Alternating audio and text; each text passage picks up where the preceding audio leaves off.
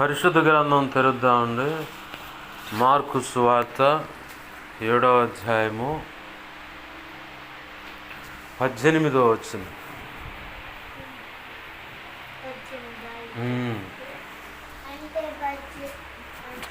Mark సువార్త 7వ అధ్యాయము 18వ వచనం నేను చదువుతున్నాను. ఆయన వారితో ఇట్లా, నేను మీరును ఇంత అవివేకులై ఉన్నారా? వెలుపల నుండి మనిషిని లోపలికి పోవునదేదియు వారిని అపవిత్రునిగా చేయజాలదని మీరు గ్రహింపుకున్నారా? అది వాని హృదయంలో ప్రవేశింపక కడుపులోనే ప్రవేశించి బహిర్భూమిలో విడవబడును. ఇట్లు అది భోజన పదార్థములన్నిటినీ పవిత్రపరుచును. చిన్న మాట ప్రార్థన చేసుకుంది. వాస్తవానికి 18వ వచనమే మనకు కావాల్సింది. ప్రార్థన చేసుకుంది. ప్రేమ గల మా కన్న తండ్రి యేసయ్యా, నీకు వందనాలు, కృతజ్ఞతాస్తుతులు. మా కన్న తండ్రి, కృపతో దిగో తండ్రి మమ్మల్ని జ్ఞాపకం చేసుకోండి. ఈ స్థలాన్ని సమకూడిన వారిని నీ అనాది సంకల్పంలో ఈ ఉపదేశానికి నిర్ణయింపబడిన వారందరినీ కూడా జ్ఞాపకం చేసుకొని నాతో మాతో అందరితో నీవే సూటిగా తేటగా స్పష్టంగా మీరు మాట్లాడండి దేవా.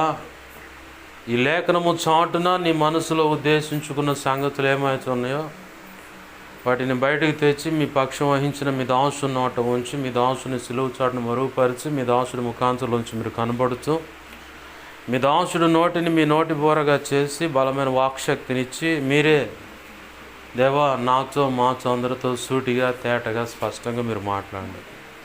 నీ ఉపదేశాన్ని అడ్డగించాలని చూస్తున్నది దుష్టుడు, వాడి దోతలు, చీకటి అంధకార శక్తులు, లోకంలో కులానికి సంబంధించి కానీ పూజలు అందుకున్న దేవీ దేవతలు, దేవుళ్ళు అనబండి కానీ ఏవైనా ఇక అత్యంత ప్రమాదకర మంత్ర ప్రయోగాలు, ఆ శక్తులు ఏమైనా వాటి ప్రభావం అంతటిని యేసునామములో నీ మహాపునరుద్ధాన శక్తి ద్వారా నీవు నాకు ఇచ్చిన అధికారం చొప్పున మేమంతా కలిసి బంధిస్తున్నాం. నిత్య నరకంలోకి విసిరి కొడుతున్నాం. అక్కడే ఇప్పుడే వాటి ప్రభావం యేసునామములో లయమైపోను గాక.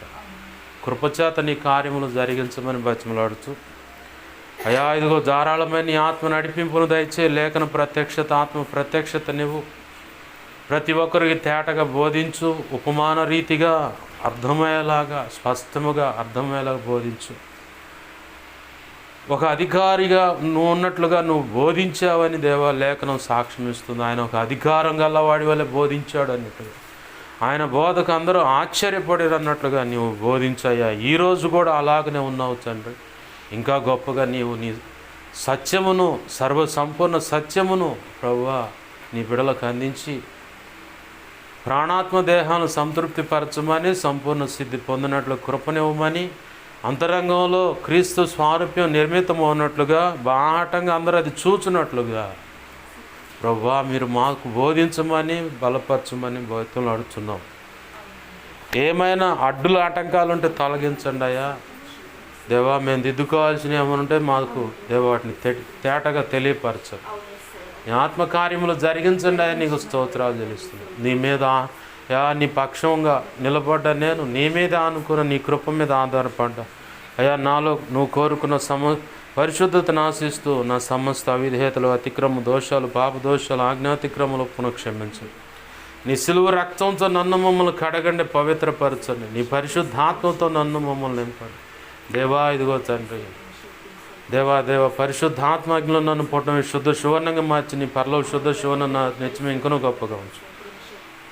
అపోస్తుల కార్యం 4వ అధ్యాయం 27 వచ్చిన ప్రకారం, మత్తయి 10వ అధ్యాయం 1 వచ్చిన 7, 8, 20 వచ్చిన ప్రకారం, యెషయా 51:16 ప్రకారం నీ కృప నాకు దయచు. ఇర్మియా 1వ అధ్యాయం 9, 10, 18, 19 వచ్చి నీ కృప నాకు దయచు దేవా.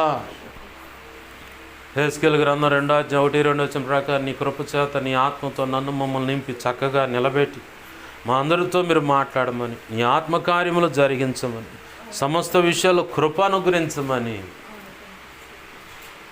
ఈ ఉపదేశాన్ని నన్ను మమ్మల్ని చేతులకు అప్పచెప్పుకుంటూ నువ్వు ఇచ్చిన లేఖన భాగాన్ని బట్టి కృతజ్ఞతాస్తుతులు చెల్లిస్తూ యేసయ్య నామంలోనే ప్రార్థించి సమస్తం పొందుకొని దేవా నీ కృపా హస్తాలకు సమస్తాన్ని అప్పచెప్పు. నిద్రమోపు పరధ్యానం యేసు నామములో బంధిస్తున్నాను తండ్రి. ఈ కార్యములు జరిగించమని బలమైన నీ సన్నిధి ప్రభావం యేసు నామములో ఇక్కడ ఉండునుగాక. ఈ ప్రార్థనలు ఏకీపిస్తున్న వారి ఇళ్లలో కూడా ప్రభు నీ కృప ద్వారా ఉండునుగాక. బలమైన నీ సన్నిధి ఉండునుగాక. యా స్తుతి సింహాసనాసనుడు ఉందుగాక. నీలోంచి దేవా ఇదిగో తండ్రి ప్రభావం నలుదిక్కులకు వేస్తున్నావు, ప్రబలిలు వెళ్ళునుగాక. నీ చిత్తానికి వ్యతిరేకంగా ఏదున్నా దహించు అగ్నిగా మీరు దిగి వచ్చి వాటి ప్రభావం యేసు నామములో మీరు లయపరచుదురుగాక. సమాధానమును శాంతి కృపా కాపుదల నీ కృప ద్వారా అనుగ్రహింపబడునుగాక. ఆమేన్. కనికరించి సహాయం చేయమని యేసయ్య నామములో ప్రార్థించి సమస్తం పొందుకొని నేను మాయంపరుచుకుంటూ నీ కృపాస్థలకు సమస్తాన్ని అప్పచెప్పి నేను గొప్ప చేసుకున్నాం మా తండ్రి. ఆమేన్. ఆమేన్. ప్రభునందు సమకూడిన నా ఈ మాటలు వింటున్న ప్రతి ఒక్కరికి ప్రభు అయిన యేసుక్రీస్తు వారి పేరిట నా హృదయపూర్వకమైన వందనాలు. అందరికీ వందనాలు. చదువుకున్న లేఖన భాగంలో ఓ సందర్భం ఉంది. ఏంటయ్యా సందర్భం అంటే, యూదులు పరిసయ్యులు సద్దుకాయలు, యూదులు పరిసయ్యులు సద్దుకాయలు అనేవాళ్ళు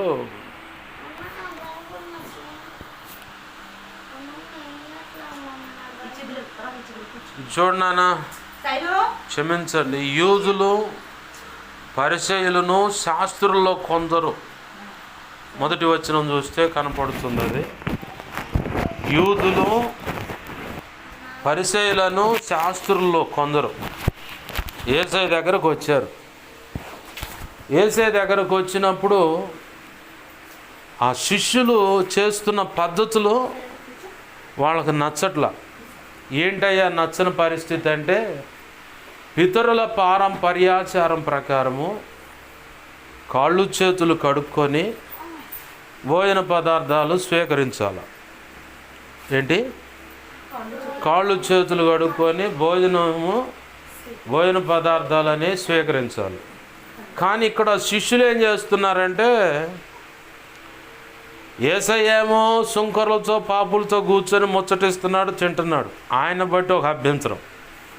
అలాగనే ఇప్పుడు గురువుని వెంబడిస్తున్న వారికి శిష్యులకు అయ్యే లక్షణాలు కనపడతాయిగా. ఈ వెనకమాలి పడి వస్తున్న వీళ్ళు కూడా ఎడాపెడ ఎప్పుడిదెప్పుడు అన్నట్లుగా చక్కగా అసలు ఏమి కాళ్ళు చేతులు కడుక్కోవటం లేదు, ఏమీ లేదు. శుభ్రంగా కాళ్ళు చేతులు కడుక్కోకుండా చక్కగా ఆహారం తీసుకుంటా ఉన్నారు. ఇది పరిసయ్యులకును శాస్త్రులకు నచ్చల. ఎందుకు నచ్చలేదంటే, ఈ బోధకుని దగ్గర ఏదో ఒక లోపాన్ని పట్టుకోవాలి. ఇతను తేడాని ప్రపంచానికి నిరూపించాలి. ఏం తేడాని? ఇతను తేడాని ప్రపంచానికి నిరూపించాలి. ప్రపంచానికి నిరూపించాలన్నమాట.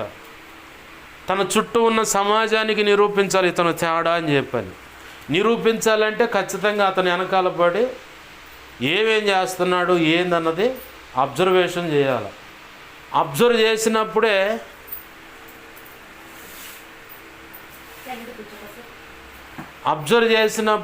ఇక అది అర్థమవుతుంది. అబ్జర్వ్ చేయకపోతే ఏం చెప్పగలుగుతారు వాళ్ళు? ఏమీ చెప్పలేరు. అయితే ఇక్కడ మనం చదువుకున్న లేఖన భాగంలో పరిసయ్యులను శాస్త్రులు వచ్చి అంటున్నారు, నీ శిష్యులు పెద్దల పారంపర్యాచారం ప్రకారము కాళ్ళు చేతులు కడుక్కొని ఆహారం తీసుకోవాలి. యూదులకు ఉండేటువంటి ఆచారం ఏంటంటే, అప్పుడప్పుడు మన హైందవ సహోదరుల్లో కూడా కనపడుతుంది. ఎడన్నా బయటికి పోయినప్పుడు కాళ్ళు చేతులు బయట కడుక్కొని, కాళ్ళు చేతులు మొహం కడుక్కొని, ఆ చేతులు కాసి నీళ్ళు ఇలా తీసుకొని ఇట్లా నెత్తి మీద జల్లుకుంటారు. అంటే ఎనికి జల్లుతారు, నెత్తి మీద జల్లుకొని ఇట్లా అంటారు. సేమ్ అదే పద్ధతి యూదుల్లో ఉంది. ఒంటి మీద శుద్ధ జలం జల్లుకుంటారు. అంటే దేవాలయం నుంచి తెచ్చుకున్నటువంటి పరిసయ్యులు శాస్త్రులు యూదులు కూడా ఒక అన్యుడిని ముట్టిన, అన్య ప్రాంతం నుంచి వెళ్ళొచ్చిన అన్య ప్రాంతం నుంచి అటు ఆ ప్రదేశంలో గుండా వెళ్ళి వస్తున్న యూదులకి ఏంటంటే అపవిత్రమైంది అన్యున్న ముట్టడం కానీ ఆ ప్రాంతానికి వెళ్ళి రావటం కానీ యూదుడికి ససేమిర మేలు కాదు, అపవిత్రమైనది అని అర్థం. ఏమి అయితే వాళ్ళు కూడా కాళ్ళు చేతులు కడుక్కొని మొహం కడుక్కొని నీళ్లు కాసిన అలా శుద్ధ జలం మీద చల్లుకొని అప్పుడు కానీ ఇంట్లో పోతారు, ఏదైనా తింటారు. ఆ పద్ధతులు ఎరిగిన వాళ్ళు బాగా నిష్టగా అయ్యే పట్టుకొని తిరుగుతున్నారు ఈ బ్యాచ్ పరిసయ్యులను, శాస్త్రులు, యూదులు. ఒక పాపిని రక్షిద్దాము, ఒక అన్యుడిని ఎట్లన్నా కానీ దేవుని వైపుకు నడిపిద్దామన్న సెక్షన్ వాళ్ళకి లేదు. వాళ్ళకున్న పని అంతా ఏంటంటే ఈ బోధకునిలో ఉన్నటువంటి లోపాలు ఎతకటమే.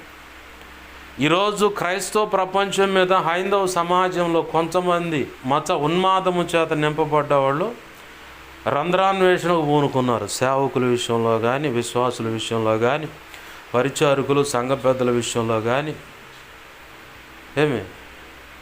పరిచారకులు, సంఘ పెద్దల విషయంలో కానీ, సంఘాల విషయంలో కానీ, పరిశుద్ధ గ్రంథంలో కానీ రంధ్రాన్వేషణ చేయడానికి పూనుకున్నారు. ఈ రంధ్రాన్వేషణ చేయడానికి పూనుకున్న వేళల్లో కొంతమంది డబ్బులు ఇచ్చి మరీ ప్రత్యేకంగా సేవకుల యొక్క ముసుగు దొడిగి క్రైస్తవ సమాజంలోకి నడిపిస్తూ ఉన్నారు. ట్రైనింగ్ ఇప్పిస్తారు వీళ్ళే. నేను నిన్న ఒక వీడియో చూశాను ఫేస్బుక్లో.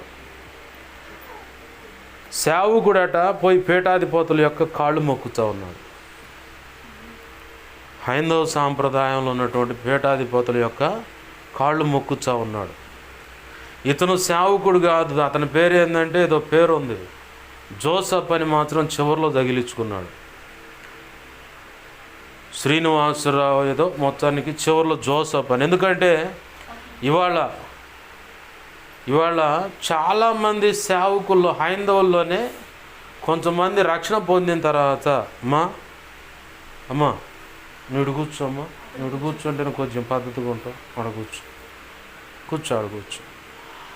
చాలామంది క్రైస్తవుల్లో క్రీస్తు రక్తంలో కడగబడిన హైందవ సహోదరులు వాళ్ళ ఇంటి పేర్లు ఇంటి పేర్లు అంటున్నా పేర్లు చివర అయ్యో తోకలు ఉంటాయి, ఆ తోకలు పెట్టుకుంటున్న వాళ్ళు కొంతమంది. అయితే కొంతమంది ఏమో నేనెందుకు మార్చుకోవాలి పేరు, ఆ పేరుకు చివరిలో బాప్తిసం పొందిన తర్వాత ఇచ్చిన పేరు నేను పెట్టుకుంటానని చెప్పని కొంతమంది అలా ఉన్నారు.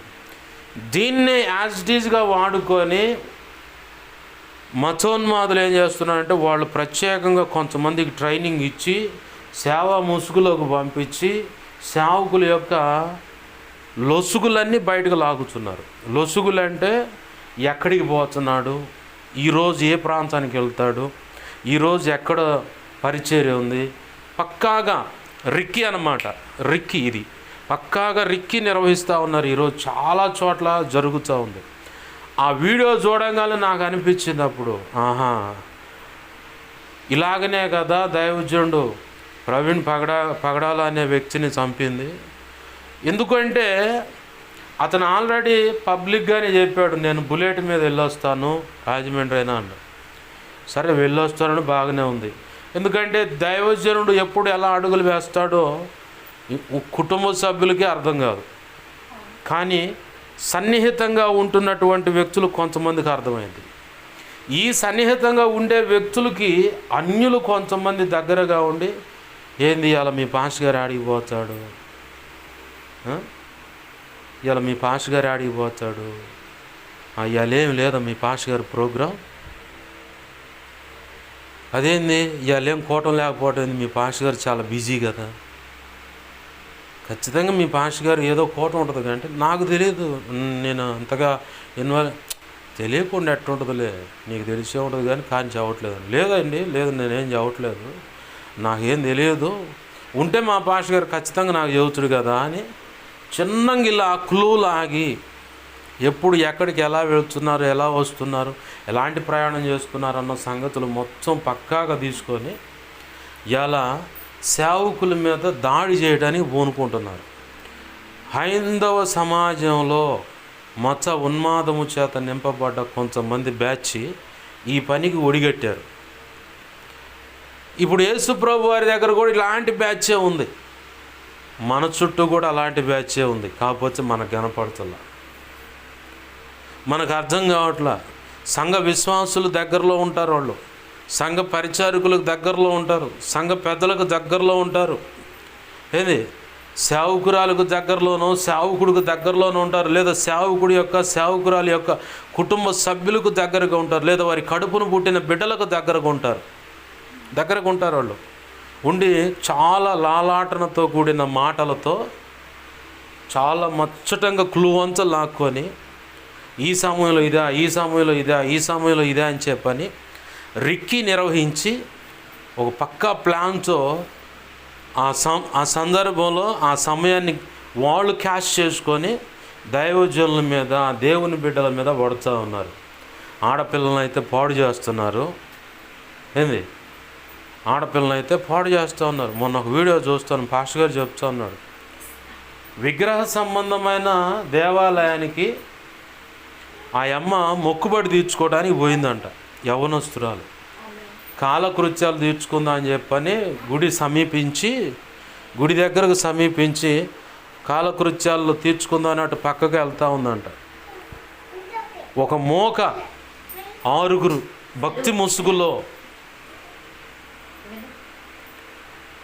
భక్తి ముసుగులో ఆ మోక ఉండి ఆ అమ్మాయిని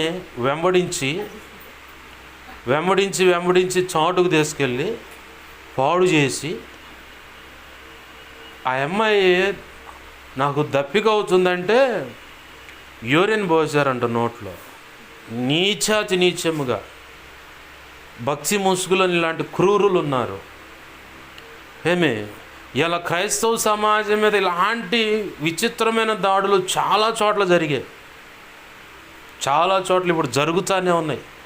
తెలంగాణలో భక్త సింగ్ గారి సావాసం రోడ్డున పడి వాడుకుంటా మాటలు అందించుకుంటూ వెళ్తూ ఉంటే ఎవడురా మీరు అది ఇది అని చెప్పాడు. డిబేట్లో కూర్చుంటేనేమో మీ భార్యలను పాస్టర్ల దగ్గర తీసుకో, అట్లా చేయండి ఇట్లా చేయండి అని చెప్పి నీచంగా మాట్లాడుతున్నా ప్రభుత్వం పట్టించుకోవట్లేదు. ఇలాంటి పరిస్థితులు ఉన్నాయి ఇప్పుడు ప్రస్తుతం. ఇదొక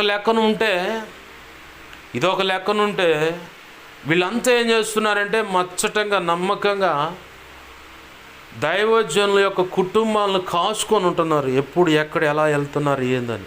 నేను అందుకే మా ఇంట్లో యాడకి వెళ్తున్నాం అనేది చెప్పను నేను, ఎందుకంటే నోరు జారి ఏదో ఒక కోణంలో ఫ్రీగానే వీళ్ళ ఇంట్లోనే కూర్చుంటారు, మాట్లాడుతూ ఉంటారు. లోకంలో ఉన్నప్పుడు కృష్ణ గారి సినిమా ఉంది, చుట్టాలు ఉన్నారు జాగ్రత్త, గోడకు చెవులు ఉన్నాయి జాగ్రత్త అనేది సినిమా ఉంది. ఏంది అంటే గోడ పక్కనే ఉండి ఏమేమి మాట్లాడుకుంటున్నారు అన్నీ అంటూ ఉంటారు. మాంత్రికుడు అయితే పలానా దారులు అని చెప్పని అటాక్ చేయడానికి వాడు మంత్ర ప్రయోగాలు ప్రయోగిస్తాడు. శత్రువు ప్రాణాలు తీయాలని కాసుకొని ఉంటే వాడు ఎమ్మడిని పలానా ఏరియాలో వాళ్ళ మనుషులు ఎవరో ఒకళ్ళు ఉంటారు, వాళ్ళ కబురు అందిస్తారు. వాళ్ళ కబురు అందిస్తారు. చివరికి తేడా పడేది అసలు శాంతి గల్లంతా ఇది ఎవరిది? సేవకుడే. ఇప్పుడు యేసు ప్రభు వారిని లోపం ఉందని ఎతకటానికి వచ్చారు అక్కడ. ఆయన వెంబడిస్తున్న శిష్యులను కూడా లోపం ఉందని ఎతకటానికి వచ్చారు అక్కడ. వచ్చి వాళ్ళు అన్నారు, పరిసయ్యులు శాస్త్రులు యూదులు కూడా వాళ్ళ పెద్దల పారంపర్యాచారం ప్రకారం ఓ పద్ధతి ఉంది, కాళ్ళు చేతులు కడుక్కొని నీళ్లు చల్లుకొని ఆహారం తీసుకుంటారయ్యా, నువ్వేంది నీతో పాటు ఉన్న శిష్యులేంది ఇలా ఉన్నారంటున్నారు అక్కడ. చాలా బాగా గమనించాలి, మనల్ని బాగా అబ్జర్వ్ చేస్తూ ఉంటారు, ఏదో ఒకటి మేలుకైనా అబ్జర్వ్ చేస్తారు, మన పట్ల కీడు తలపెట్టడానికైనా అబ్జర్వ్ చేస్తారు, పక్కాగా ఆలోచన చేస్తూ ఉంటారు. దాన్ని మనం పసిగట్టాలంటే ఖచ్చితంగా ప్రభు పాదాలు పట్టుకొని వివేచన ఆత్మను సంపాదించుకోవాలి. ఏంటిది అది? వివేచన ఆత్మను. అన్నిటికంటే ముందు పరిశుద్ధాత్మ చేత నింపబడి ఆయన నడిపింపులోకి అడుగులు వేసినప్పుడు ఖచ్చితంగా ఏం జరుగుతుంది, ఏం జరగబోతుంది, కొంచెం ఉన్న ప్రమాదం ఎలాంటిది, లేదంటే ఫలానా వ్యక్తులు ఇలా అనేది ఎమ్మడినే నీకు అర్థమైపోద్ది. ఎలా అంటే సిరియా దేశం వాళ్ళు ఇజ్రాయెల్ దేశం మీద యుద్ధం చేయడానికి ప్రయత్నం చేస్తున్నారు. ముట్టడి దెబ్బేయడానికి పలానా చోటకని చెప్పని వస్తూ ఉన్నారు వాళ్ళు. ఈ ఇజ్రాయెల్ దేశానికి సంబంధించిన ఈ రాజు అదే ప్రాంతంలో కూడా వేరే ఒక యుద్ధం చేయడానికి వెళ్ళాలి. కానీ దేవుని ప్రజలు ఆ ప్రాంతంగా వెళుతున్నారు యుద్ధం చేయటానికని. పొంచి ఉన్నది ఎవరు? సిరియా దేశపు రాజు. వీళ్ళు ఎట్లయినా మనకు దొరుకుతారు, దొరికినప్పుడు ఖచ్చితంగా వీళ్ళని ఒక్క దెబ్బలో వేసేయాలరా అని చెప్పని పక్కా ప్లాన్ చేసుకొని ఉన్నారు. సిరియా దేశం పక్కా ప్లాన్ చేసుకొని ఉంటే దేవుని వాక్యము ప్రవక్త దగ్గరకు వస్తుంది. దేవుని వాక్కు ప్రవక్త దగ్గరకు వస్తూ ఉంది. ప్రవక్త దగ్గర నుంచి తన శిష్యుడికి ఆ మాటలు అందించి పోయి రాజుకు చెప్పు అంటున్నాడు.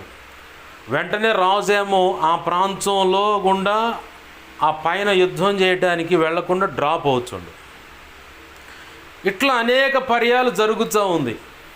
సిరియా దేశపు రాజుకు డౌట్ వచ్చింది, అరే ఈడ నుంచి ఎవడో మన గురించి సమాచారం అవతల ఆ ఇజ్రాయేలీలకు అందిస్తున్నారు, ఎవడది చెప్పండి రా, ఎవడది అని చెప్పని అడుగుతూ ఉంటే ఆ సిరియా దేశపు రాజు దగ్గర వివేచన కలిగిన ఒక వ్యక్తి ఉన్నాడు.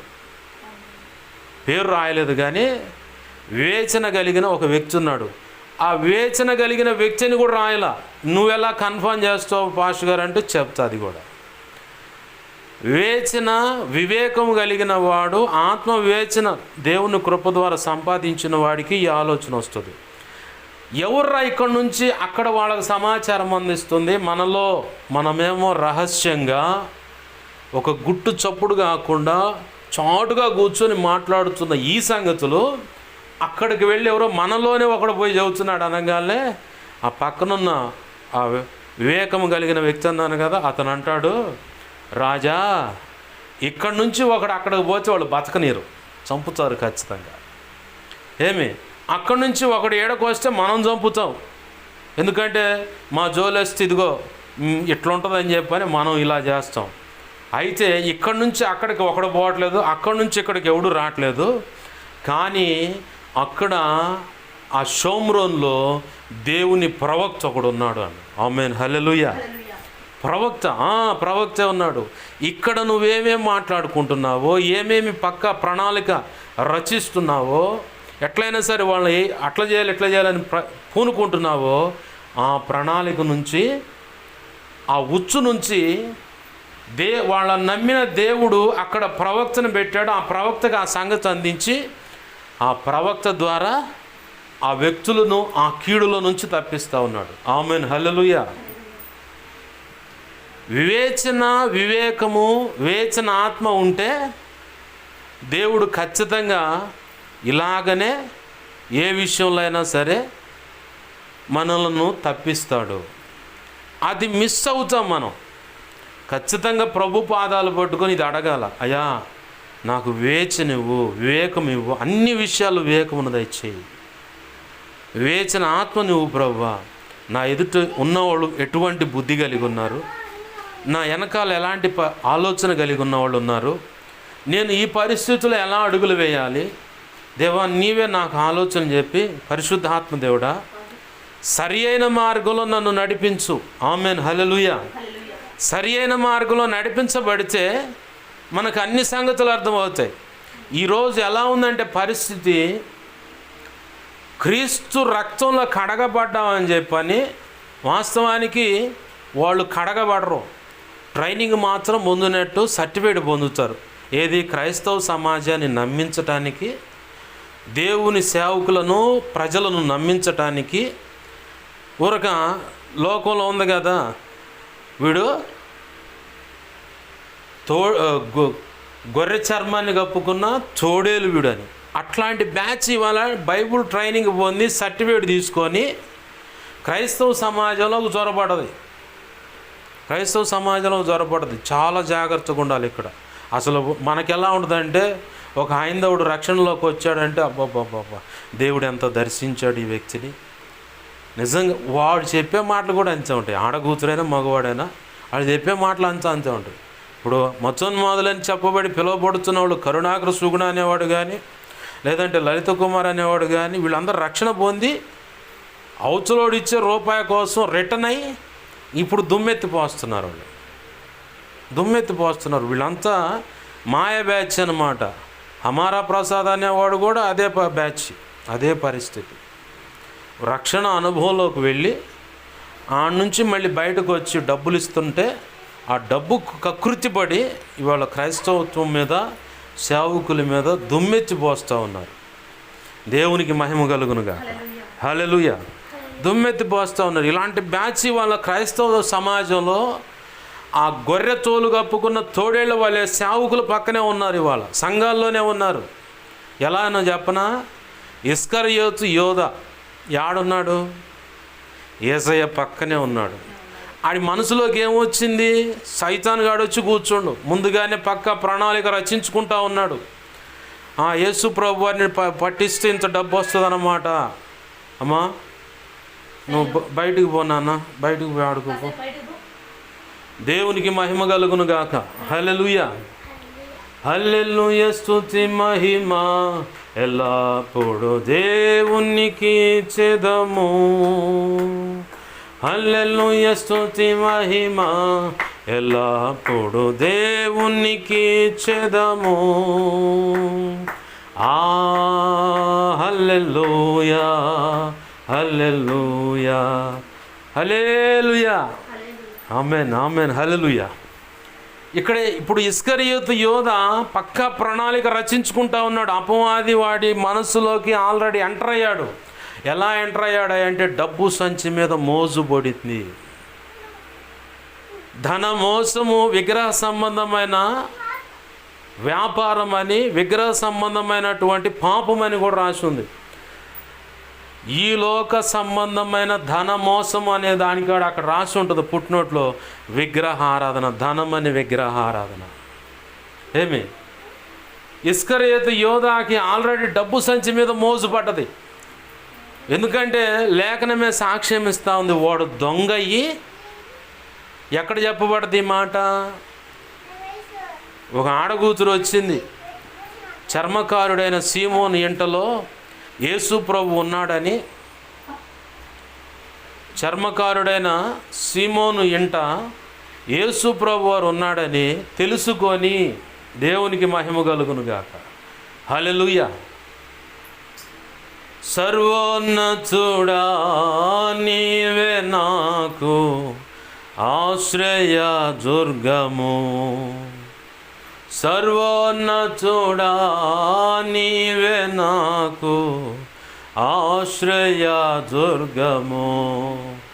ఎవరు లేరు నాకు ఇళ్ళలో, ఎవరు లేరు నాకు ఇళ్ళలో, ఆదరణ నీవేగా,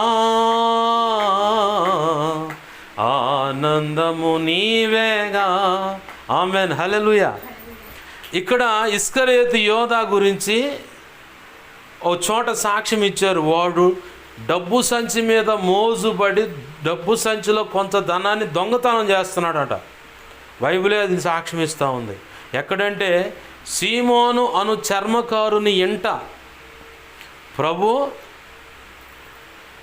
ఆ సీమోన్ అనే పరిసయుడట్టుకుండా, క్షమించండి, ఆ ఇంటిలో యేసు ప్రభు వారు ప్రేమ విందుకు వచ్చాడు. అక్కడికి ఆహ్వానిస్తే అక్కడే సుంకర్లతోనూ పాపులతోనూ ఈయన సహవాసం చేస్తున్నాడు ఏంటని అభ్యంతరం మొదలైంది. అక్కడ చేరాడని, అక్కడ కూర్చొని ప్రేమ విందుకున్నాడు, వచ్చాడన్న సంగతి తెలిసి హడావుడికి ఈ ఆడకూతురు వచ్చింది. దారి ఎటు నుంచి చేసుకుందాం మొత్తానికి దారి చేసుకొని, మా ఇటుని ఈ మాటలేను దారి చేసుకొని ఆడకు పోయింది. పొయ్యి అమాంసంగా ఆయన కాళ్ళు పట్టుకొని ఇక ఆడవటం మొదలుపెట్టింది. లేఖనం సాక్ష్యం ఇస్తూ ఉంది. ఆమె కన్నీళ్లతోనే ఆయన పాదాలను కడిగిందట. ఆ కురులతో, ఎందుకంటే గౌరవప్రదమైన స్త్రీకి కురులు అంటే తల వెంట్రుకలు ఎంత పొడవు ఉంటే అంత, ఆమెకు గౌరవం, అందం అని చెప్పని బైబిల్ సాక్ష్యం ఇస్తుంది.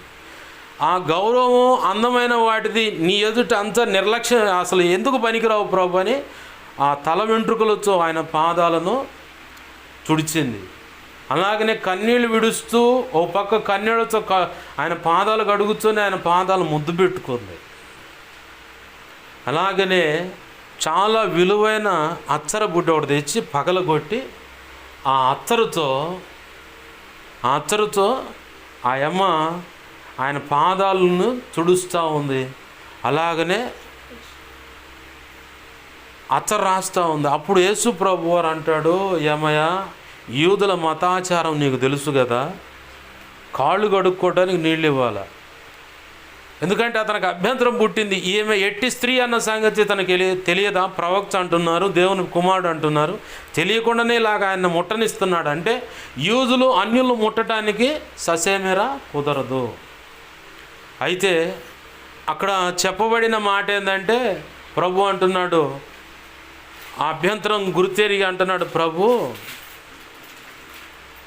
ఆ అభ్యంతరాన్ని గుర్తెరిగి అంటున్నాడు ప్రభు, యూదుల ఆచారం ప్రకారం నేను ఇంట్లోకి వస్తే నీళ్ళు ఇవ్వాలి, నువ్వు ఇయ్యలా. ఈమె తన కన్నీళ్లతో నా పాదాలు కడిగింది. వాస్తవానికి నీళ్ళు కాళ్ళు కడుక్కున్న తర్వాత, చేతులు కడుక్కున్న తర్వాత చుండువా ఇవ్వాలి చేతులు తుడుచుకోవటానికి, నువ్వు ఇయ్యలా. ఆమె తన కురులతో నా పాదాలను తుడిసింది. అదంతా అయిపోయిన తర్వాత ఇంట్లోకి ఆహ్వానించేటప్పుడు చేయి పట్టుకొని ఇక్కడ ముద్దు పెట్టాలి. అది ఏం చేయాలి, ఆమె నా పాదాలు వచ్చిన కాడిని వదిలిపెట్టకుండా ముద్దు పెడతానే ఉంది. యూదుల ఆచారం ప్రకారం ఒక పెద్దను కానీ ఒక గౌరవప్రదంగా ఒక వ్యక్తిని ఆహ్వానించినప్పుడు అత్తరు అనేది రాయాల, నా ఒంటికి, చేతికైనా బట్టలకైనా రాయాలి. అది జైల. ఆమె అత్తరు బుడ్డి పగలగొట్టి నా కాళ్ళంతా పులిమైంది, ఇల్లంతా అత్తరుతో సువాసనతో నింపబడ్డది. ఈ సందర్భంలో పక్కన వాళ్ళు అంటారు, ఇస్కరేతు యోధా అనే కదిలించుకున్నాడు అక్కడ. ఏమో ఏంది అంత విలువైన అత్తరపూటి పగలగొట్టి వ్యర్థంగా ఆ అత్తరంతా నేలపాలు చేసావు, ఇన్ని నూరులు కానీ ఇంత రేటు కానీ అమ్మితే ఇన్ని ₹100 వస్తాయి కదా, ఆ వచ్చిన పేదలకు పంచవచ్చు కదా, పాడు పని చేసామని చెప్పని అంటుంటే పక్కన వాళ్ళు అంటున్నారు, వీడికి డబ్బు సంచి మీద మోజుండి ఆ డబ్బు సంచిలో కూడా కొంత దొంగతనం చేస్తుండంట. అంటే దొంగతనం అనేది కూడా ఖచ్చితంగా సైతాన్ గాడికి సంబంధించిన దొంగతనం అనేది సైతాన్ గాడికి సంబంధించిన ఒక అలవాటు. ఎందుకంటే వాడు దొంగ, దోచుకున్నవాడు, వాడికి ఉన్న పేరు. ఈ క్రమాన్ని బట్టే ఇస్కరియోతు యోధాలోకి ఆల్రెడీ సైతాను ప్రవేశించి దొంగతనము ఒక బలహీనత ద్వారా వాడు అతని బ్రతుకులోకి ఎంటర్ అయ్యాడు. ఆ ఎంటర్ అవుట్ ఇక డబ్బు మీద మోజు పడింది. ఆ మోజు కాస్త ఎక్కడి దాకా వెళ్ళిందంటే విచక్షణ అనేది మర్చిపోయి, అసలు నాకు ఇంత గొప్పతనము, ఇంత ఖ్యాతి, పేరు, సామర్థ్యము, అభిషేకము, నేను ప్రార్థన చేస్తే అనేకులకు విడుదల, స్వస్థత, అలాగే చీకటి నుంచి విడిపించబడతాం, రక్షణ అనుభవంలోకి రావడానికి ఇట్లా నాకు దేవుడు యేసయ్య ఇచ్చిన అధికారం కదా ఇదంతా. అయ్యో ఇంత నిర్దాక్షిణ్యంగా ఆయన్ని ఇంత రేటు కానీ ఎందుకు అమ్మబోతున్నా అన్నది మర్చిపోయాడు. మనస్సాక్షి పనిచేసిన వాడైతే ఖచ్చితంగా ప్రభు నా సంగతి తెలుసు, ప్రభువుకి నా సంగతి తెలుసు, నా సంగతి తెలిసి కూడా ప్రభు సైలెంట్ అయ్యాడంటే నాకు అవకాశం ఇస్తున్నాడు అన్నది గ్రహింపు మర్చిపోయి, ఎట్లన్నా కానీ ఇతను నమ్మితే, ఇతను తీసుకెళ్ళి అతనికి అప్పచెబితే, అమ్మితే అంటే ఇక అమ్మినట్టే అక్కడ లెక్క. తన రక్షణను కారణమైనటువంటి కారణభూతుడైన యేసు ప్రభు అని తీసుకెళ్ళి శ్రమలకు అప్పచెప్పాడు అతగాడు. ఆ శ్రమలకు అప్పచెప్పే ముందుగా ఒక మాట చెప్తాడు అక్కడ ప్రభు, పస్కా పండుగ, ఇక అది చివరి పస్కా పండుగ. మీ ఎదుటికి కనపడుతున్న ఆ ఊరిలో పోండి, అక్కడ నీళ్లు మోసుకుంటా ఒకడు వస్తాడు ఎదురు మీకు. అతగాడిని ఎదుర్కొని పస్కా ఆచరించుటకు ప్రభు విడిది గది అడుగుతున్నాడు, ఎక్కడ అని అడగండి, చూపిస్తాడు. అక్కడికి పోయి నాకు పస్కా పండుగ ఆచరించడానికి సిద్ధపరచండి అన్నాడు. ఇది ఒక లెక్క. ఆ పస్కా పండుగ రోజే చెప్తాడు, మీరందరూ కరెక్ట్ కాదు, మీలో ఒకడు మాత్రం తేడా అండు. మీలో ఒకడు మాత్రం తేడా అండు. తేడా అనగానే ఎవరు ప్రభువా? నేనా ప్రభు అంటే కాదు ఒక్కడో, ఇదిగో ఈ రొట్టె ముక్క నేను ముంచి ఎవడికైతే ఇస్తానో వాడే అన్నాడు. ఆ మాట అంటున్నప్పుడు ఈ పక్కన ఇస్కరియోతు యోధా ఉండి నేనా ప్రభు అంటే నువ్వు అన్నట్టే అన్నాడు. నా సంగతి అంతా తెలిసిపోయింది, నా అంత నీచుడు లేడు, నా అంత నీచుడు లేడు కాబట్టి అయ్యో ప్రభు అని చెప్పని పక్కనే ఉన్నవాడు అంతే కాళ్ళు పట్టుకోవాలా. నన్ను క్షమించు ప్రభు, ఇంత దుర్మార్గ పని ఒడిగట్టాను, ఆ సంగతి నీకు అంతా తెలిసిపోయింది, నన్ను క్షమించు ప్రభు అని ఆయన పాదాలు పట్టుకొని క్షమాపణ అడగాల. కానీ వీడు అదేం అడగల. ఆ రొట్టె మొక్క తీసుకున్నాడంట, వెంటనే సైతాను వాళ్ళు ప్రవేశించాడంటే వెంటనే ఆడు బయటికి వెళ్ళిపోయాడు. వెళ్ళిపోయి పెద్దలు అందరితో పోయి మాట్లాడుకొని ఇంత రేటు ఏంది మరి, ఓకేనా, సరే ఓ, ఆయన ఎప్పుడు ఎక్కడ ఎలా ఉంటాడో మాకు సమాచారం అందించు చాలు అన్నారు. ఇదే స్వభావంతో మత ఉన్మాదులు కొంతమంది సేవకులు పక్కన కొంతమందిని పెట్టారు వాళ్ళు ఇచ్చే రూపాయల కోసం. ఆనాడు యేసు ప్రభు వారికే తప్పల, ఒకడు పక్కనే ఉండి దుర్మార్గంగా ఆయన్ని చావుకు అప్పచెప్పాడు. ఇస్కరియోతు యోధ చేసిన పనేంటి? శత్రువులకు ఉపకారము, లేఖనం ప్రకారం నెరవేర్పు, అలాగని యేసయ్యకు కీడు. ఏం చేశాడోడు? ఆయన ఎప్పుడు ఎక్కడ ఎలా ఉంటాడో, ఏ సమయంలో ఎక్కడ ఉంటాడో ఆ సమాచారం అందించు చాలు, మిగతాది మొత్తం మేము చూసుకుంటాం అన్నాడు. ఈరోజు క్రైస్తవ ప్రపంచంలో సేవకుల విషయంలో కూడా, విశ్వాసుల విషయంలో అయినా, పరిచారకుల విషయంలో అయినా, సంఘ పెద్దల విషయంలో అయినా, అంటే ఆయన రక్తంలో కడగబడి మేము సంఘ సభ్యులమండి, రోషంగా మేము ఇంకొకటి చేయమండి అనుకుంటున్నటువంటి వ్యక్తుల విషయంలో ఇలాంటి ముసుగు కప్పుకున్న వ్యక్తులే పక్క నుండి వాళ్ళని ఎలాగైనా ట్రాప్ చేసి మాయ మాటలు చెప్పి మంచి కోరుకున్నట్టుగా వాళ్ళతో పాటు వాళ్ళని నమ్మించడానికి అవసరమైతే కడుపు మార్చుకుని ఉపవాసాలు ఉంటున్నారు, ప్రార్థన చేస్తున్నారు, అసలు నువ్వు అవసరమైతే కుటుంబంలో ఉపచారం చేస్తున్నారు, వచ్చి అంట్లు తోమటం, బట్టలు ఉతకటము, మేలైన పనులు చేస్తున్నారు. అప్పుడు ఏం చేస్తావు నువ్వు? దేవుడు ప్రేమ ఎంతగా నింపబడింది ఈ వ్యక్తి, ఇతను దేవుని ప్రేమ చేత ఎంతగా నింపబడ్డాడు. అసలు మా వాళ్ళు, మా సంఘ సభ్యులు ఉన్నారు కానీ వాళ్ళు కూడా చేయలేకపోతున్నారు ఇంతగా. అసలు వీళ్ళు ఉన్నారు కానీ ఉపయోగం లేదు. ఈమె చూడు, ఇతను చూడు ఎంత బాగా ఉపచారం చేస్తున్నారు, పరిచర్య అంటే ఎంత పరిగెత్తుకుంటూ వస్తున్నారు. ఎందుకు? ముసుగు కప్పుకొని నిన్ను నమ్మించడానికి పక్కా ఒక ప్లానింగ్ ప్రకారం ఒక రోజు ఉంది కాబట్టి ఆ రోజు నిన్ను వేసేయడానికి. ఇవాళ అదే జరుగుతూ ఉంది. పౌలు గారు అంటాడు, కపట సహోదరుల వల్ల నాకు అయిన గాయాలు అన్నాడు. ఇవాళ సేవా ముసుగులో చాలామంది ఉన్నారు. ఇప్పుడు అజయ్ బాబు గారి మీద కేసు పెట్టింది నేనే అన్న ఒక సేవకుడు. నమ్మాలి ఆ వ్యక్తిని? అసలు ఇతనికి ఏం పని? ఒక సేవకుడు అంటే క్రీస్తు రక్తం అన్న బంధము చేత పరిశుద్ధాత్మ సహవాసాన్ని బట్టి సేవకుడు పక్కనే నిలబడి కొమ్ము గాయాల. మా సేవకుడు విషయంలో ఇట్లా దుర్మార్గంగా చేస్తే మేమంతా పోరాడుతుంటే మా సహోదరుడి విషయంలో ఇలా చేస్తున్నారు ఏందని చెప్పని కొమ్ము గాయాలి. అంటే అండగా నిలబడి పద నేను కూడా వస్తున్నాను అనాలా. అట్లాంటిది పోయి ఈతగాడు పోయి కేసు పెట్టినాడు. ఏమనాలా?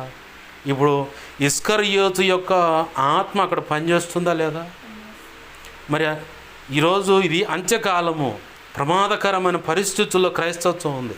ఇప్పుడే మెలకుగా ఉండాలి క్రైస్తత్వం అంతా. ఇది ఒక ఎత్తు అయితే పౌలు గారు అన్నాడు, కపట సహోదరుల వల్ల నాకు ఆయన గాయాలని. కపట సహోదరులు అంటే కపటం ఎలా వస్తుంది? పక్కనే ఉండి నమ్మకంగా ఉంటూ గోతులు దొవ్వేవాడిని కపటం వ్యవహరిస్తూ ఉంది, ఏమే కపటంగా వ్యవహరిస్తున్నాడు ఇతడని చెప్పి అంట. అవునా? నమ్మకంగా ఉండి చావు దెబ్బ కొట్టిపోతారు.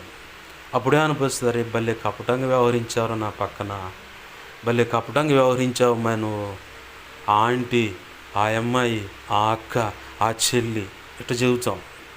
ఆ అబ్బాయి, ఆ తమ్ముడు, ఆ అన్న, ఆ అంకులు, ఆ బాబాయ్, బాబా ఇంత నమ్మకంగా నమ్మించి నా పక్కన ఉండి ఇంత ద్రోహం చేశారు అని చెప్పని ఖచ్చితంగా అంటాం లేదా? అలాంటి యొక్క ప్రమాదపు అంచులు దాకా పౌలు గారు వెళ్ళి దేవుని కృప నుంచి తప్పించబడ్డాడు. కాబట్టి ఆయన మాట్లాడుతున్నాడు.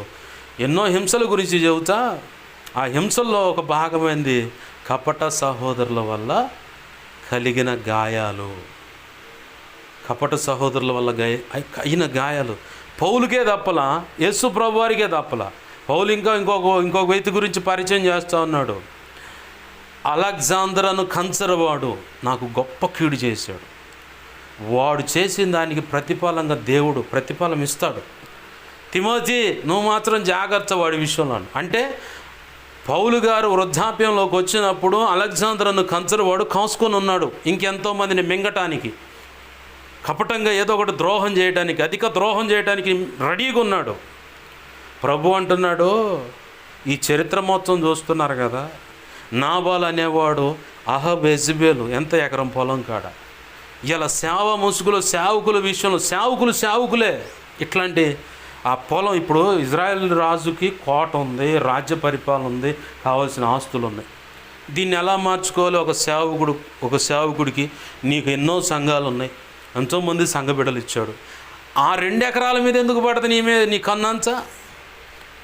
ఇప్పుడు దావీదైనా ఆ ఉరియా భార్య మీద ఎందుకు పడుతుంది కన్నంచా? ఇట్లాంటి బ్యాచ్ అనమాట. అప్పుడప్పుడు సైతానుగాడు మంచిగా ఉన్నవాడిని సైతం అట పోయి లాక్కొచ్చాడు, బయట పెడతాడు.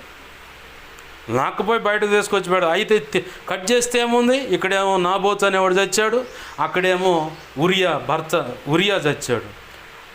అతని భార్యని ఇతను చేర్చుకున్నాడు. చివరికి కట్ చేస్తే సంవత్సరం తర్వాత వీళ్ళిద్దరు కలయిక వల్ల వచ్చినటువంటి ఆ బిడ్డను మొచ్చాడు దేవుడే శిక్షను అనుమతించాడు. చివరి కట్ చేస్తే 4 పిల్లలు చచ్చారు ఆ పసి బిడ్డతో సహా. పసి బిడ్డ అన్నాడు, ఆడ మగాని చెప్పాలి అక్కడ లేఖనంలో. 3, ఒక ఆడపిల్ల 2 మగపిల్లలు యవ్వన కాలంలో చచ్చారు. ద్రోహం అనేది ముసుగు పెట్టుకొని ఆడపిల్లను పాడు చేశాడని ఆ అమ్మాయి అన్న, ఆ పాడు చేసినోడు మేము కుట్రపని వాడిని చంపిస్తే ఈయన చంపాడు, ఈయన ఎట్టన్నా కానీ ఆపుకోవాలి అది ఇది అనుకుంటే ఇజ్రాయెల్ ప్రజల మధ్య ఒక సరసాల ఆట అనొచ్చు దాన్ని. ఖాళీగా కూర్చున్నోడు వాళ్ళ పని వాళ్ళు చేసుకోవాలిగా, నీ సామర్థ్యం ఎంతో నా సామర్థ్యం ఎంతో తేల్చుకుందని చెప్పని ఒకళ్ళొకళ్ళు రేగి తరుముకొని యోబు అనేవాడు తమ్ముడు ఈ తామార్ అనే అమ్మాయి అన్ననే తరిమి కంచె ఖచ్చితో పొడిచి బాగా. ఆ తర్వాత అబ్షలోము, ఇట్లా వ్యక్తులు చనిపోయారు. ఇట్లా 4 చనిపోయారు దావీదు కాడ. అపవాది వేసిన ఉచ్చులో పడ్డవాళ్ళు చాలామంది. కారణం ఏంటంటే ప్రభు అన్నాడు, ప్రత్యేకపరచబడిన వారిని సైతం భ్రమపరిచే, పాడు చేసే, ఓ పక్కకు ఈడ్చుకొని పోయేటువంటి అధికారం, అవకాశం దేవుడే సైతానికి ఇచ్చాడంట. వెలుగు దూత వేషం వేసుకొని వచ్చాడంట వాడు. ప్రత్యేకపరచబడిన వారిని సైతం మోసపరిచేలాగా పౌలు బర్నబాల మధ్య తగాద పెట్టాడు ఒక వ్యక్తిని వాడుకొని. ఇప్పుడు మూలవాక్యం ఎందుకు చదివించాడంటే ప్రభు అక్కడ ఒక విలువైన మాట ఉంది, మీరు ఇంకనూ అవివేకులై ఉంటిరా, అలాగని కింది మాటలో మీరు ఇంకనూ గ్రహింపకున్నారా. ఈ 2 మాటలు ఇవాళ మనకు అవసరమైనవి.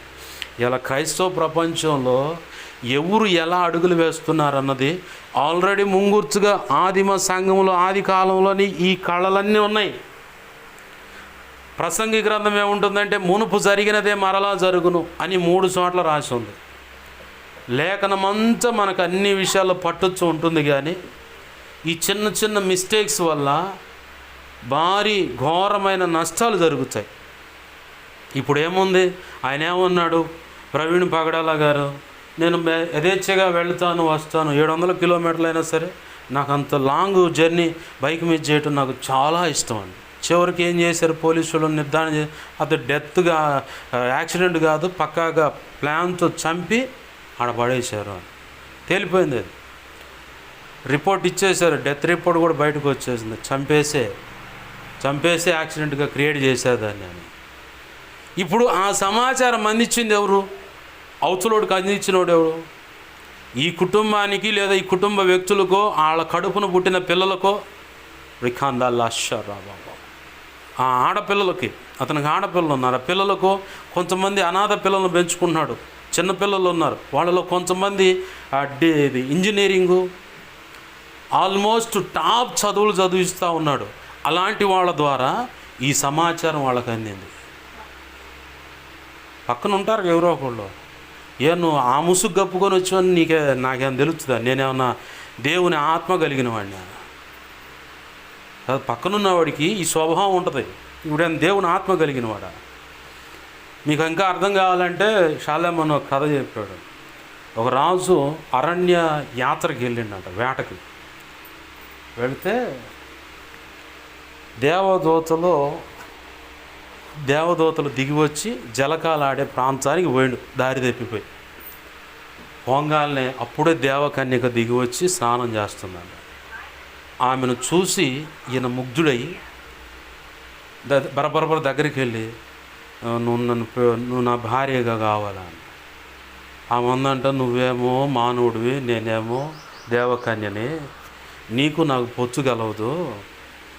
ఏంది మీకు ప్రస్తుతం మేము కళ్ళ ముందుగా జరుగుతున్నదే తెలుసు, మాకు గతము ప్రస్తుతం ఇక ముందు కూడా జరిగేది మాకు తెలుసు, అయినా సెట్ కాదు ఇది, వద్దు నా మాటినంటే, ఏది ఏమైనా సరే నా రాజ్యంలో అందరూ చెప్పుకోవాలా దేవకన్యకే నా భార్య అని చెప్పని, రాజుగారి భార్య దేవకన్యకని, అంత గొప్ప కీర్తి నాకు కావాలి, ఏది ఏమైనా సరే నువ్వు నా భార్యగా కావాలి, నేను వదిలిపెట్టను అన్నాడు.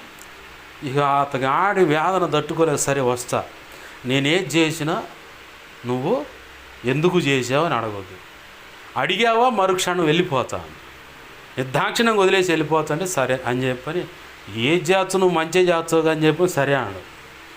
పెళ్ళి అయిపోయింది, కాపురం మొదలుపెట్టారు. మొట్టమొదటిగా గర్భం దాల్చింది, వాడిని మెడక ఇరిసి మళ్ళీ చంపేసింది. చూసిన ఒక చూపు, ఇది పిచ్చిదా చెక్కలదా, నేను మంచిగానే ఎంచుకున్నానా లేదా పిచ్చిదాన్ని తెచ్చుకొని నేను పెళ్లి చేసుకున్నానా, కడుపును పుట్టిన కొడుకుని చంపింది అండి అని చెప్పి అనుకున్నాను. ఎందుకు అని అడిగితే ఉండనని చెప్పిందిగా అనుకోని ఓర్చుకొని మళ్ళీ కాపురం మొదలుపెట్టి మళ్ళీ గర్భం దాల్చింది, మళ్ళీ పుట్టినోడిని మళ్ళీ అట్నే చంపింది. చూసిండు పైకి కిందకి, ఏమనలేక వదిలేసిండు. మళ్ళీ లోపల కొంత టైం గడిచింది. ఆ రాజ్యంలో 2 మరణాలు జరిగాయి. ఒక మరణం కాడేమో బోర్ని ఏడిచింది, ఒక మరణం కాడేమో అందరూ ఏడుస్తుంటే ఏమైనా అవుతుందంట. ఎవరికైనా ఎంతగా ఉంటుందిగా. ఇప్పుడు మన కుటుంబాల్లోనే పరిచయం చేస్తున్నప్పుడు ఎవరైనా వచ్చినప్పుడు లేచి వందనాలు చెప్పకపోతే, చూసివా ఎంత బలుపు, కనీసం వందనాలు కూడా చెప్పట్లేదు, ఏంది అంత నిర్లక్ష్యం అని చెప్పని అనుకుంటారు. లేదు పలకరించకపోయినంటే మేము వంటే అసలు పడతలేదులే, ఎందుకు పలకరిస్తారు, వాళ్ళకి కాసులు ఉన్న వాళ్ళు కానీ బాగా వాళ్ళు బాగా అమ్మగారు అయ్యగారు అని చెప్పని పిలిచేవాళ్ళు అయితేనే నచ్చుతారు. మనం ఎందుకు నచ్చుతాం, మన వస్త్రాలు మన వేషం మన వ్యవహారం అంతా వాళ్ళకి గిట్టదులే అని చెప్పని ఇలాంటి భావనలు వస్తాయి. సేమ్ ఇదే పరిస్థితులు అక్కడ కనపడతాయి. చూడన్నాను దాన్ని తోలు తర్వాత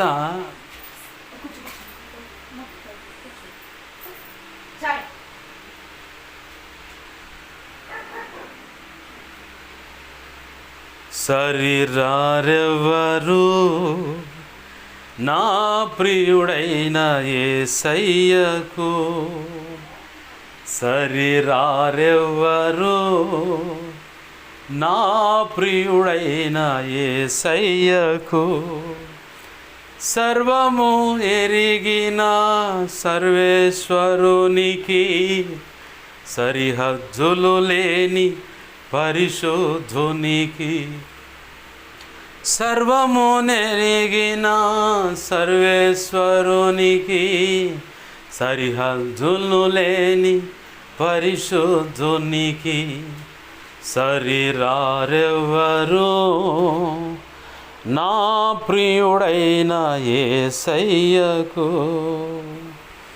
సరిరారెవరు నా ప్రియుడైన యేసయ్యకు. హల్లెలూయా. ఇక్కడ రాజుగారు అడిగాడు, రాజుగారు అడిగితే క్షమించండి, రాజుగారు ఇంకా అడగల. ఈ టైం అంతా అయిపోయింది, అడిగితే నేను ఉండనన్నగా ఎందుకు నువ్వు ఇది చేస్తున్నావు అని మళ్ళీ ఆమె గర్భం దాల్చింది. ఈయన అనుకుంటున్నాడు ఈసారి కూడా ఇది ఈయన చంపుద్దేమో అనుకోండి. అనగానే మళ్ళీ ఆ పిల్లగాడిని చంపబోతుందేమో అని చెప్పని బరా వచ్చి అంటే మూడో పిల్లగాడు పుట్టిన తర్వాత ఈ 2 మరణాల సంగతి జరిగింది. ఒకరోజు ఆపాడు. పరువు పోతుంది మరి. ఒకచోటేమో ఒకడిని ఉరి తెచ్చుంటేనేమో ఏడుస్తుంది, అందరేమో సంతోషిస్తున్నారు. ఒకచోటేమో అందరూ ఏడుస్తున్నారు, ఇది మాత్రం నవ్వుతుంది.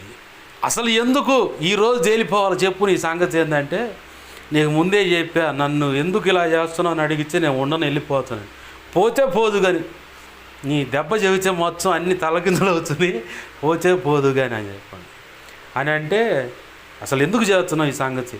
అసలు ఏంది పిచ్చే లేకపోతే ఏంది? అసలు నువ్వు దేవకన్యవేనా ఏంటంటే ఆగు చెబుతా. మొట్టమొదట పుట్టినవాడు నీ సింహాసనాన్ని గాజేసి నిన్ను కిందకు దించి వాడు ఎక్కుతుడు. అందుకని వాడిని, ఎందుకంటే నా భర్తవు కాబట్టి నిన్ను నేను కాపాడుకోవాలి. సింహాసనమే పోతే ఇంక నువ్వేం ఉపయోగం, ఎవరికి విలువ ఉండదు. నీ విలువ కోసం వాడు ఏదైనా తెగించి చేయగలడు కాబట్టి వాడి భవిష్యత్తు ఎలా ఉండదో నేను ఎరిగిన దాన్ని కాబట్టి వాడిని చంపేశా. సరే బాగుంది. రెండో వాడిని ఎందుకు చంపావంటే అసలు వాడు నీ ప్రాణానికి అసలు ఏదైనా చేసి నిన్ను చంపేస్తాడు. వాడు మొదటివాడు రాజ్యాన్ని లాక్కుంటాడు, నిన్ను పక్కనేస్తాడు. రెండోవాడు అసలు నిన్నే చంపేస్తాడు.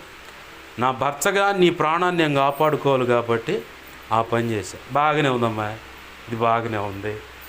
మరి అక్కడే అందరూ ఉరి తీస్తుంటే వాడు సంతోషిస్తూ ఉంటే నువ్వెందుకు ఏడిచావంటే, ఒక నిరపరాధిని, ఏ పొరపాటు చేయని ఒక వ్యక్తిని తప్పుడు సాక్ష్యం మోపితే నువ్వు అది కరెక్ట్ అని చెప్పి ఉరి తీపిస్తున్నావు. ఒక నిరపరాధిని మీరు శిక్షిస్తున్నారు కాబట్టి అది తప్పని ఏడ్చాను.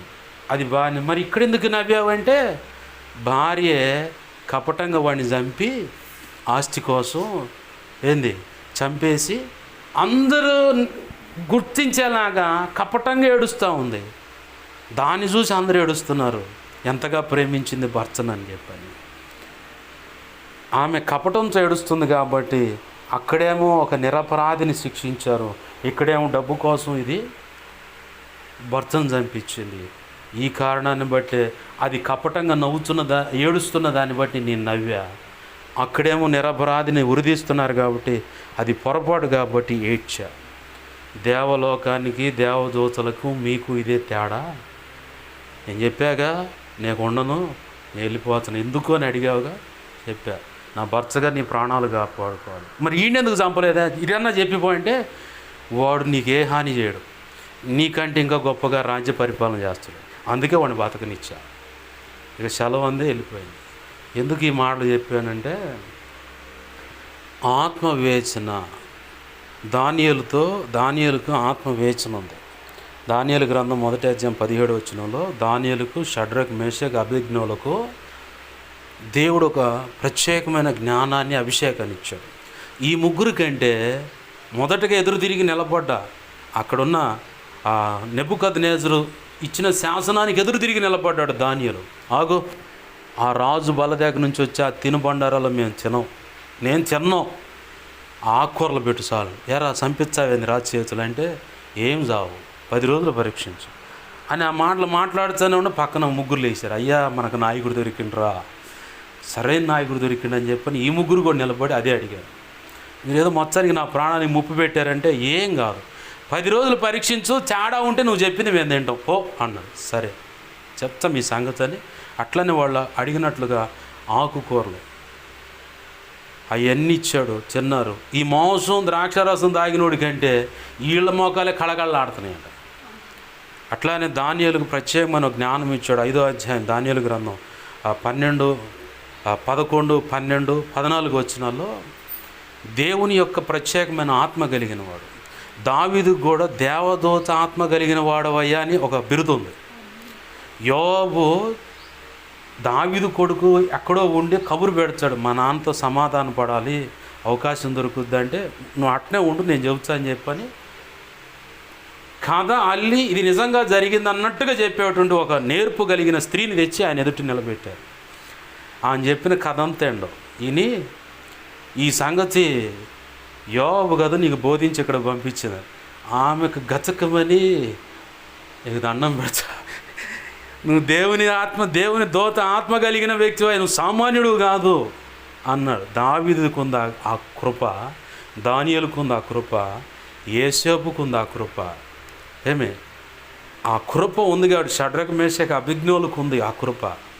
ఇప్పుడు ఈ పాస్టర్ గారి దగ్గర పెంచుకుంటున్నటువంటి చదివిస్తున్నటువంటి లేదా కడుపును పుట్టిన బిడ్డలకు ఉంది ఆ కృప లేదు. కాబట్టే మచ్చటంగా వచ్చి క్లూ లాగారు. ఆ క్లూలో ఇలా బైక్ మీద వెళ్తున్నాడు మా మాస్టర్ గారు, ఒకవేళ అనాథలను చేర్చుకొని పెంచుతున్నాడు కాబట్టి మా డాడీ ఇలా వెళ్తున్నాడు అని వాళ్ళు అనవచ్చు. అదే మ్యాపింగ్ తీసుకున్నారు, పక్కాగా ట్రేస్ చేశారు, దొరికాడు. ఆ డ్రెస్సు ప్యాంటు మాత్రం తీశారు, అదే దగ్గర కలర్ ఉండే ఒక టీషర్ట్ వేరే వేసుకున్నాడు, హెల్మెట్ వేరు, బండి వేరు, నంబర్ ప్లేట్లు మార్చారు. ఇప్పుడు బజారుకి పోతే నా నంబర్ ప్లేట్ మీద నంబర్ సేమ్ అలాంటి గవర్నమెంట్ ఇచ్చేటువంటి నంబర్ ప్లేట్ ఇవ్వమంటే ఇస్తారు. ఏమైంది అంటాడు, ఇరిగిపోయిందయ్యా, ఏదో పొడిచి ఇరిగిపోయింది, అందుకని అట్లాంటి సేమ్ నెంబర్ కావాలి మాకు అని అంటారు. లేదనుకో ఎందుకు తీసేసారంటే ఆ రివిట్ చేస్తారు కదా, సరిగ్గా చేయలేదు, ఊడిపోయింది ఆడు, కాబట్టి నంబర్ కావాలంటారు. అక్కడ టీవీలో చూసిన వార్తలు ఏంటంటే 5 కోట్లు సుపారీ అన్నారు. సుపారీ అంటే కాంట్రాక్ట్ అన్నమాట. 5 కోట్లు అన్నారు. బుల్లెట్ ఎంత అయితే 1,20,000 1,50,000. 5 కోట్లు ఎక్కువ, 1,20,000 ఎక్కువ. ఒకటి చంపాలనుకుంటే సేమ్ కలరు, సేమ్ అంతే బండి, నంబర్ ప్లేట్లు బజారు పోయి ఏ నంబర్ ప్లేట్ తయారు చేసేవాడిని అడిగినా ఇస్తారు నంబర్ ప్లేట్, అదే నంబర్ ఇవ్వమంటే ఇస్తారు, అదే నంబర్ ఇవ్వమని ఇస్తారు. వేసుకున్న వస్త్రాలు మొత్తాన్ని గమనించారు, పక్కాగా రెడీ అయ్యారు. ఈడ బయలుదేరితే విజయవాడకి హైదరాబాద్కి అంత 300 కిలోమీటర్లు, 2 గంటలు ఇవన్నీ సంపాదించలేరా? పక్కాగా ఇది మర్డర్ అని చెప్పని పోలీసులు తెచ్చేశారు. ఈరోజు ప్రభు మనతో మాట్లాడుతున్న మాట ఏంటంటే, సేవా ముసుగులో మన దగ్గరే ఉండి మన పిల్లల ద్వారానో, భార్య వైపు నుంచో, భర్త వైపు నుంచో, లేదా అంటే సంఘ సభ్యులకు దగ్గరగా ఉండో క్లూస్ లాగుతున్నారు. ఇస్కరియోతు యోధ యొక్క ఆత్మ బట్టి వాళ్ళు చాలామంది నిర్దాక్షిణ్యంగా, ఒఫిరే గారి పక్కన 20 సంవత్సరాలు ఉండి ఒక ఆయన నమ్మకంగా అమెరికా అతని ద్వారానే వెళ్ళి పుస్తక ప్రచురణ అనేది చేయొచ్చు అనుకోండి. ఈ సంవత్సరం వచ్చారు ఇండియాకి, మాట్లాడారు, అయ్యగారి పుస్తకాలు అన్నిటికీ రెడీ అయినాయి, పోదామండి అన్నారు. 4 నెలలు 6 నెలలు గడిచింది, వెంటనే బోర్డు తీసేశాడు. ఆయన గురించి చిన్న సాక్ష్యం ఏంటంటే, ఇంచుమించుగా 23 సంవత్సరాలు నమ్మకంగా ఉన్నంట. అంత నమ్మకంగా ఉన్నవాడు ఒక్కటే ఒక మాట ప్లేట్ పిరమాయించి, వాడు వ్యభిచారి అన్నాడు దైవజనుడి మీద. అతను తేడా అట్లా ఇట్లా అని చెప్పని నీచమైన మాటలు ప్రచారం చేశాడు. ఇది ఇస్కరియోతు యోధ యొక్క ఆత్మ కాదు. మనం ఇంకా గ్రహించకుండా, జాగరూకులమై ఉండకుండా ఇక అట్లానే గుంపులో గొర్రెలాలకు కొనసాగుతూ ఉన్నాం మనం. ఒక వ్యక్తి పట్ల దేవుని ప్రణాళికను కూడా గుర్తించలేని భయంకరమైన పరిస్థితులు ఈరోజు సేవకులు, క్రైస్తత్వం ఉంది. మీకు గతంలో చెప్పాను, నిన్న గురువారమా చెప్పింది, దేవుడు నిర్ణయించిన జీవిత భాగస్వామి గురించి చెప్పాను. ఆ అయ్యగారి విషయంలో ఇలా అనుకొని దేవుడు ఇలాగ తీసుకొచ్చాడు అని చెప్పాను కదా.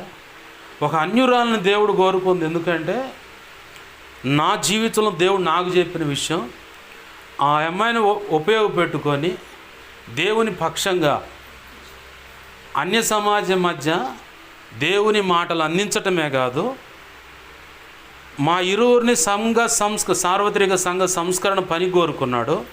అలాగనే ప్రభు చెప్పిన మాట ఏంటంటే, మా కలయిక వల్ల వచ్చేటువంటి 4 మగపిల్లలు, వాళ్ళ భార్యలు, వారి పిల్లలు, మేము ఆ 4 మగపిల్లలు, వాళ్ళ భార్యలు, వాళ్ళ పిల్లలు, మా జంట, ఇంత మట్టికి అంటే 3 తరాలు ఒక ప్రత్యేకమైన ప్రణాళికతో పిలువబడ్డారు. ఎంచుకున్నాడు దేవుడు. ఇప్పుడు ఈ ప్రత్యేకమైన ప్రణాళిక కుంటుపడ్డట్టేగా. ఇప్పుడు దేవుని ప్రణాళిక ఎలా ఉంటుంది ఇంకా గ్రహించలేకపోతూ ఉన్నారు. ఎలా అంటే అందుకే దేవుడు ఈరోజు ఆ మూలవాక్యాన్ని ఎంచుకుంది. ఎందుకంటే క్రైస్తవ సమాజంలోనే క్రైస్తవుల మీద రాళ్ళేసే బ్యాచ్ క్రైస్తవంలోనే ఉన్నారు. అలాగే ప్రాణాలు తీసేందుకు కూడా, కేసులు పెట్టేందుకు కూడా క్రైస్తవులే ఉన్నారు. ప్రాణాలు తీయడానికి కూడా డబ్బు ఇచ్చేవాళ్ళు. ఇప్పుడు కడపలోనో కర్నూలులోనో ఒకడు ఉండవు, జాన్ పాల్ అంటారు. ఓఫీరయ్య గారి మీద, షాలేమన్న మీద, హౌసన్న గారి మీద, గుడారాల పండగల మీద ఆ నోటికి వచ్చినట్టు భయంకరమైన పోస్టులు చేశాడు. ఈ మర్డర్ జరిగినప్పుడు అక్కడ అందరిలో కలిసి ఇది ఖచ్చితంగా ప్రీ ప్లానెడ్ మర్డర్ అని చెప్పని బల్ల గుజ్జి మరీ మాట్లాడాడు. కట్ చేస్తే 4 రోజుల తర్వాత ఏమైందో తెలియదు. ఇది అన్న పక్కాగా ప్లాన్, అన్న పక్కాగా ఆ బార్ షాప్ కాడ విజువల్స్ చూస్తూ ఉంటే, సీసీ ఫుటేజ్ చూస్తూ ఉంటే అన్న తాగే పడిపోయి చచ్చిపోయాడు. అన్న తాగే చచ్చిపోయాడు. ఇది యాక్సిడెంట్ యాక్సిడెంట్ వల్ల చనిపోయాడు. కానీ అన్న చంపలేదు ఎవరని మళ్ళీ పోస్టులు చేస్తాడు. ఇప్పుడు రాజేష్ మహాసేన అని చెప్పని ఆయన కూడా ఏం చేసిన ముందు ఇది ప్రీ ప్లానెడ్ మర్డర్ అన్నాడు. క్రైస్తత్వానికి పక్కనే ఉండి నిలబెట్టి నేను అండగా ఉంటున్నా అన్నట్టు మాట్లాడాడు. 4 రోజులు అయింది. మరి ఇప్పుడున్న ప్రభుత్వం మాట్లాడింది మొన్నటిదాకా. అంతకుముందే జగన్ గారి పక్షం అండు. మొన్న పార్టీ మారంగానే జగన్ గారి మీద దుమ్మెత్తి పోసిండు. టికెట్ రాలేదని అలిగి పడుకుండు. చివరికి ఇప్పుడు మళ్ళీ ఈ మర్డర్లో కొంచెం ముందుకు వచ్చి మాట్లాడుతుంటే మరి ఫోన్లు వచ్చినాయి. మొత్తానికి ఇది ఖచ్చితంగా యాక్సిడెంట్ అని ప్రచారం చేయడం మొదలుపెట్టాడు. ఏందో ఎట్ట మాట్లాడా నిలదీస్తే మళ్ళీ సేవకులు తేడని మళ్ళీ వాళ్ళ మీద రివర్స్ అవ్వటం. అంతా మనం గ్రహించాలా. అంత తేలిక అర్థం కాదు సైతానుగాడి యొక్క ప్రీ ప్లానెడ్. వాడు వేసే ప్లాను అంత తేలిక అర్థం కాదు. అర్థం కావాలంటే ప్రభు పాదాలు పట్టుకొని ఇప్పుడున్న పరిస్థితిలో దేవుడు నాకు చెప్పిన విలువైన పాఠం ఏంటంటే మీకా గ్రంథం 7వ అధ్యాయం 5వ వచనం చదవండి. ఒకరోజు 3 సంవత్సరాలు ఇంచుమించు 4 సంవత్సరాల క్రితం చెప్పాడు దేవుడు. మీకా గ్రంథం 7వ అధ్యాయం చదవండి. సరే ప్రభు అని తీసా. స్నేహితుని నమ్మొద్దు, ముఖ్య స్నేహితుని నమ్మొద్దు, నీ కౌగిట పరుండు దాని ఎదుట పెదాలకు కాపు పెట్టు అని. ఇది ఎందుకు చదివించావు ప్రభు అని. అప్పుడు స్నేహితుల గురించి, భార్య విషయంలో కానీ, లేదంటే కౌగిట పొరుండు భార్య అన్నాడు. కానీ మిగతా వ్యక్తుల వల్ల ఏమైనా ప్రమాదం ఉందా, నేను మాట్లాడే మాట వల్ల, వీళ్ళ వల్ల ఇలాంటి ఇబ్బంది ఏమైనా ఉన్నాయా ప్రభా? అలాంటివి ఏమైనా ఉంటే నీ కృప ద్వారా తప్పించాయా, నువ్వు అనుకున్న సేఫ్ సైడ్ మార్గంలో నన్ను నడిపించు ప్రభు అని ప్రభు చెప్పిన ఆనాటి నుంచి ఈనాటి వరకు ప్రార్థన చేస్తూ ఉన్నాను. కాబట్టి ప్రభు కృపలో తప్పించబడుతా, ఆయన అనుకున్న మార్గంలో నడిపించబడుతాను. ఆమేన్. హల్లెలూయా. ఏంది బాగా గుర్తుపెట్టుకోండి. మీకా గ్రంథం 7వ అధ్యాయం 5వ వచనంలో స్నేహితుడిని నమ్మొద్దు, ముఖ్య స్నేహితుడిని నమ్మొద్దు, కౌగిట పరుండు దాని ఎదుట పెదాలకు కాపు పెట్టు.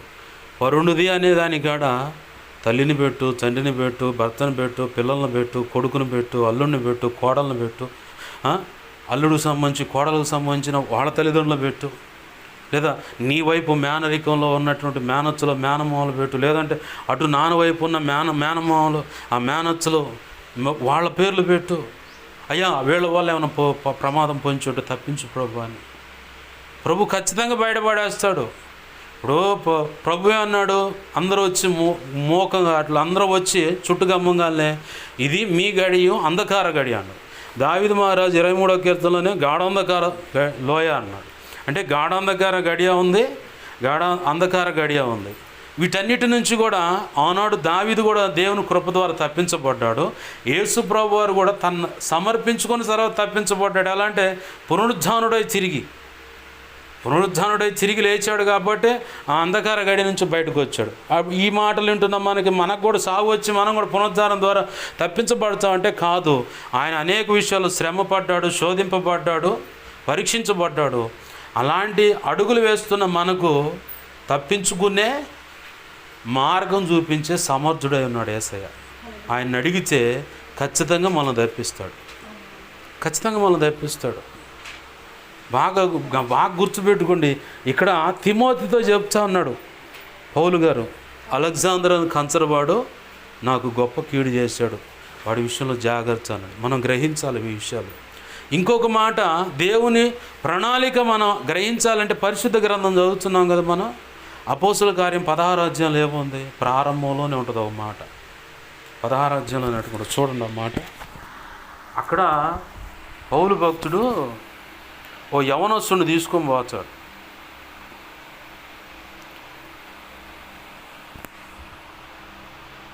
దెర్బేకుకు లోస్త్రాకును వచ్చాను. అక్కడ ఒక యవనస్తుడు కనపడతాడు. ఎవరయ్యా ఆ యవనస్తుడు అంటే తిమోతి. తిమోతిని బేస్ చేసుకొని అక్కడ సేవ చేయాలని మొదలుపెట్టాడు పౌలు. అయితే ఆ బేస్ చేసుకొని సేవ చేయాలంటే వల్ల కావట్లా. తిమోతి యొక్క పుట్టు పూర్వోత్తరాలన్నీ వెతుక్కున్నప్పుడు అక్కడ తిమోతి తండ్రి అట గ్రీసు దేశస్తుడు. పౌలు గారు ఒక మాట పరిచయం చేశాడు. పరిసయులకు పరిసయుడుగాను, శాస్త్రులకు శాస్త్రుడుగాను, అన్యులకు అన్యుడుగాను, గ్రీసు దేశస్తులకు గ్రీసు దేశస్తుడుగాను, యూదులకు యూదుడుగా గాను నేను వాళ్ళకి లోబడ్డట్టుగా కనపడ్డా. ఎందుకంటే వాళ్ళని సంపాదించుకోవడానికి. ఆ మాట గుర్తుందిగా మనకి. అట్లానే ఆ మాట ఇక్కడుండే పలికాడని నేను అనుకున్నాను, నేను నమ్ముతున్నాను ఖచ్చితంగా. తిమోతి తండ్రి అట గ్రీసు దేశస్తుడట. ఆ గ్రీసు దేశస్తుడని తిమోతిని గ్రీసు దేశస్తుడని ఆ ప్రదేశంలోని యూదులందరికీ తెలియను గనుక వారిని బట్టి అతను తీసుకొని సున్నతి చేయించాను. అంటే గ్రీసు దేశస్తుడు తిమోతి తండ్రి, యూదులు ఉన్నారు అక్కడ, వాళ్ళని రక్షించాలంటే తిమోతికి సున్నతి జరగాలి. సున్నతి జరిగితే ఏమంటారు? అరే మనోడేరా, మన పద్ధతుల్లోనే ఉన్నాడురా, వాడు చెబుతున్న మాటలేదు కొంచెం వినటానికి వినుసొంపుగా ఉన్నారా, సత్యం అనిపిస్తున్నారా, ఇక మనోడే ఆధారంలోకి పోతే ఇక మనం ఎందుకు రేడా, మనోళ్ళే పోదాం పండి, మనం కూడా జరిగిపోదాం పండి అని చెప్పిన వచ్చారా రారా? కులాన్ని బట్టో బంధుత్వాన్ని బట్టో ఖచ్చితంగా ఆ నడక వేస్తారు. ఈ కారణాన్ని బట్టి తిమోతికి ఇక్కడ సున్నతి చేయించాడు. వాస్తవానికి ఇదే పౌలు భక్తుడు, మీరు సున్నతి క్రమాన్ని బట్టే, ధర్మశాస్త్రాన్ని బట్టి మీరు పరలోకానికి వస్తారు, దేవునితో సమాధాన పడతారని భ్రమపడుతున్నారు. వాస్తవానికి యేసు ప్రభు వారు శిలువలో మహాయాగం చేశాడు. ఆ యజ్ఞం, ఆ తదనంతరం పునరుద్ధానుడై 3వ రోజు లేచాడు. ఆయన యందు విశ్వాసం ఉంచితే చాలు, మీరు ఖచ్చితంగా ఆయన చెప్పిన ప్రకారం బాప్తీసు అనుభవంలోకి వచ్చి ఆయన ఆజ్ఞలకు కట్టడలకు అనుగుణంగా బ్రతికినట్లయితే మీరు కూడా తండ్రి అయిన దేవునితో సమాధాన పడతారండి. కానీ ఇక్కడ తిమోతిని వాడుకొని సున్నతి చేయించి అక్కడ తిమోతికి సంబంధించిన గ్రీసు దేశస్తులను, అంటే అతను ఒక అన్యుడిగా కనపడుతున్నాడు అక్కడ. గ్రీసు దేశస్తుడు అంటే వేరే వస్తున్నాయిగా, యూదులేం కాదుగా అక్కడ. ఆయన తెలిసినోడు అన్నాడు అక్కడ. యూదులకు తెలుసు అంట గ్రీసు దేశస్తుడని తిమోతి తండ్రి. వీళ్ళు దగ్గరోళ్ళే, బంధుత్వాన్ని కలుపుకొని ఉండొచ్చు నాకు తెలిసి. ఆ కారణాన్ని బట్టే తిమోతిని పౌలు గారు తీసుకొని సున్నతి చేయించి అక్కడ దేవుని పని జరిగించాడు, ఆత్మలు రక్షించబడ్డాడు. మన జీవితాల్లో ఏదైనా ప్రభు ఒకటి ప్లానింగ్ చేసి అనుమతించాడంటే ఇట్లాంటివి శాశ్వత కాలమైన ఆశీర్వాదము, ఆయన అనుకున్న స్థిరమైన పని దాగి ఉందని అర్థం చేసుకోవాలి. ఇది గ్రహించలేకపోతున్నారు సేవకులు చాలామంది. ఎందుకు అట్టేందుకు అనుకోవాలి, ఇట్టేందుకు అనుకోవాలి, మరి ఇది ఎందుకు అన్నాడు పౌలు భక్తుడు? బాగా గుర్తుంచుకోవాలి. ప్రభు అందుకే అన్నాడు, మీరు ఇంకా గ్రహింపుకున్నారా, అవివేకులై ఉన్నారా, అవివేకులుగా ఉన్నారు, మీరు ఇంకా గ్రహింపుకున్నారు అన్నాడు. బాగా గుర్తుపెట్టుకోవాలి. ఈరోజు ప్రభు మనతో మాట్లాడుతున్న మాట.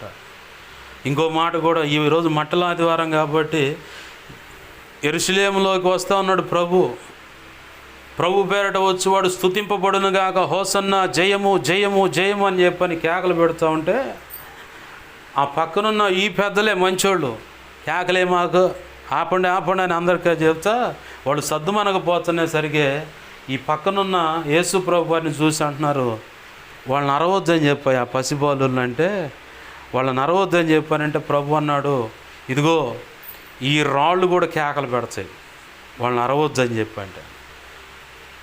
ఆ మాట ఎందుకన్నాడు? ఇక్కడ వాళ్ళు జనాన్ని కనుక నువ్వు కంట్రోల్ చేయగలి అనుకుంటే నా ప్రభు ఏ కోణంలో నుంచైనా కానీ స్తుతి అనేది అందించుకోగలడు, అలాగనే ఆయన నామాన్ని ఘనపరుచుకోగలడు, ఆయన అనుకున్న పని ఖచ్చితంగా జరిగించుకోగలడు. కానీ స్తుతిస్తున్న ఆనోళ్ళు ఆశీర్వదింపబడాలన్నది దేవుని సంకల్పం. మనం స్తుతిస్తున్నామంటే, ఆరాధిస్తున్నామంటే, దేవుని కొనియాడుతున్నామంటే మనం ఆశీర్వదింపబడాలన్నది దేవుని ప్రగాఢమైన కోరిక. వాళ్ళు ఏమంటున్నారు పరిశీలు, ఆపండి మీ గోల ఆపండి అంటే నచ్చట్లేడా?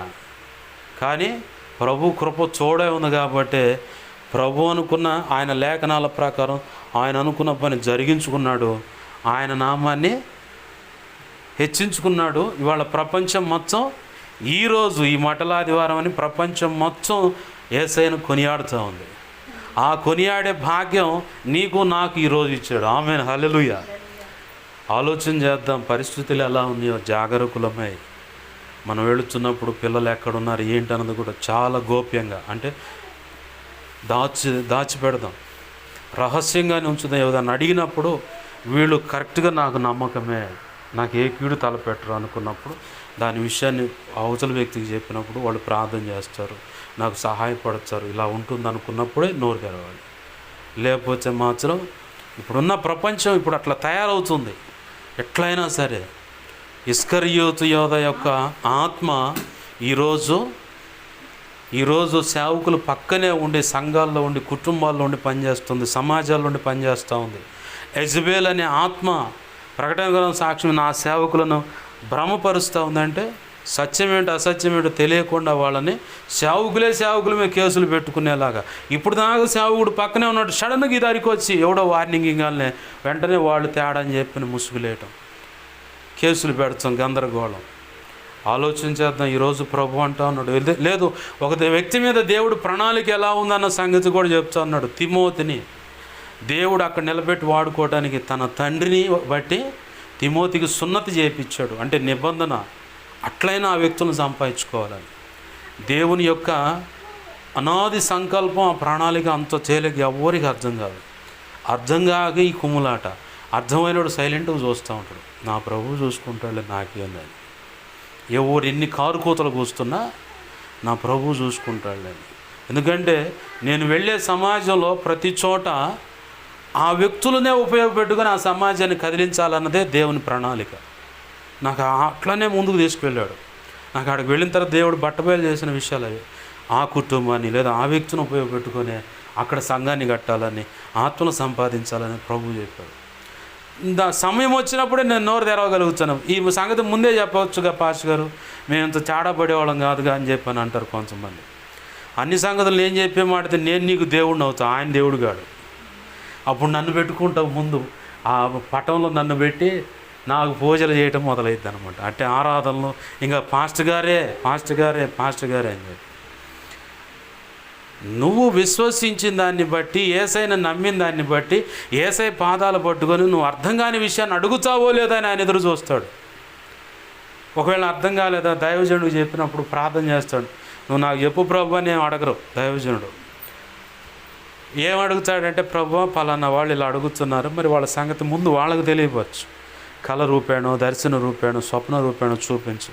అది లేదు నేనే వాళ్ళకి చెప్పటం నీ చిత్తమైతే అదేదో నాకు తెలియపరచు ప్రభు అని అడుగుతారు. ఆ తర్వాత తెలిసిన ప్రభు ఇప్పుడు కాదు టాప్ అంటాడు, అట్లా చాలా విషయాలు చెప్పకుండా ఆపినవి ఉన్నాయి. దేవుని పాదాలు పట్టుకుందాం, దేవుణ్ణి అడుగుదాం. ప్రభు అన్నాడు, చుట్టూ ఉన్న పరిస్థితులను బట్టి అవివేకులుగా ఉన్నామా, లేదంటే గ్రహింపు లేకుండా ఉన్నామా, లేదు గ్రహింపు కలిగి ఉన్నామా? గ్రహింపు కలిగి ఉంటే విమర్శించము, ఇంకొక రకంగా తప్పుడు అభిప్రాయానికి వెళ్ళము. ప్రభు సంకల్పంలో ఆ పరిస్థితులు ఉన్నాయని చెప్పని ధైర్యంగా ఆయన మీద ఆనుకొని ఇంకా సంతోషంగా దేవుణ్ణి ఆరాధిస్తాం. ఆమేన్, హల్లెలూయా. చిన్న మాట ప్రార్థన చేసుకుందాం. ప్రభువుని అడుగుదాం. ప్రభువా, ఈరోజు నీవు మాతో మాట్లాడుతూ ఉన్నావయ్యా.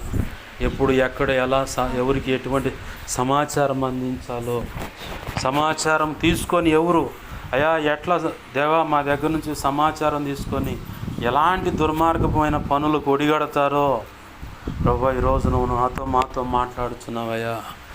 అయా ఎవరు ఎటువంటి స్వభావంతో దగ్గరకు వస్తారో కూడా అది గ్రహించాలంటే ఖచ్చితంగా పరిశుద్ధాత్మ అవసరం. అన్ని విషయాల్లో వేచన వేకమును ఆత్మ వేచన అవసరం అని చెబుతున్నావు ప్రభువా. దానియేలుకు, షడ్రకు, మేషకు, అబేద్నెగోలు, యోసేపు అలాగనే దావీదులకు పరిస్థితుల యొక్క అవగాహన, ఎవరు ఎటువంటి స్వభావంతో వస్తున్నారు ఏంటన్నది వారు గ్రహించగలిగారు ప్రభువా. దేవా ఎలీషా ప్రవక్త కూడా, ఏలియా ప్రవక్త కూడా ఇదిగోచ్చండి ఆ విషయాల మీద అవగాహన కలిగి ఉన్నాడయ్యా. దేవా సహాయం చేయండి అయ్యా, సహాయం చేయండి.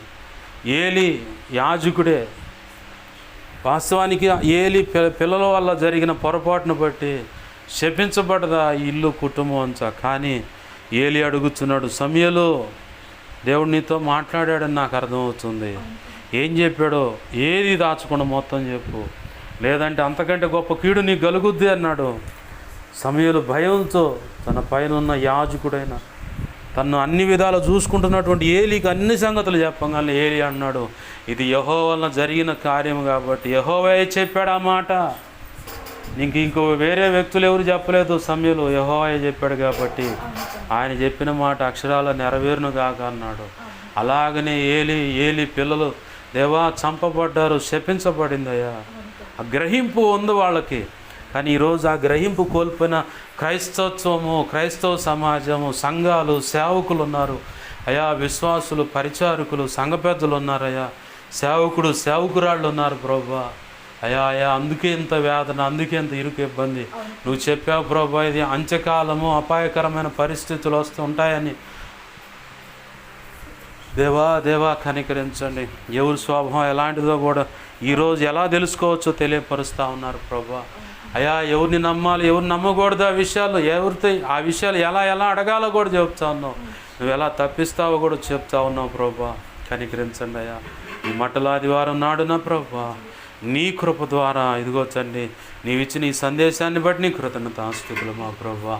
అయా ఒక సేవ పిలుపు కలిగిన వ్యక్తికి అయా వారు జీవిత భాగస్వాముల విషయంలో ఎవరు ఎలా ఎంచబడతారో ఆ ఎంచబడిన దాన్ని బట్టి దేవుని పని ఎలా ఉంటుందో తిమోతి యొక్క తండ్రిని పౌలు తీసుకొని తిమోతి యొక్క తండ్రి యొక్క పరిస్థితులన్నీ తీసుకొని తిమోతికి సున్నతి చేయించి ఆ ప్రాంతంలో ఉన్న తిమోతికి సంబంధించిన బంధువులను, తన తండ్రి చలితరు బంధువులను, యూదులను కూడా రక్షణ అనుభవంలోకి నడిపించడానికి తిమోతిని ఒక సాధనంగా వాడుకున్న సున్నతి అనే క్రమం ద్వారా ప్రభా కనికరించండి.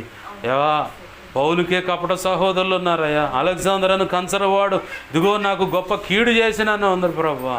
అలాగే ఇస్కరియోతు యోధ అనేవాడు నీకు ప్రాణహాని తలపెట్టాడయ్యా.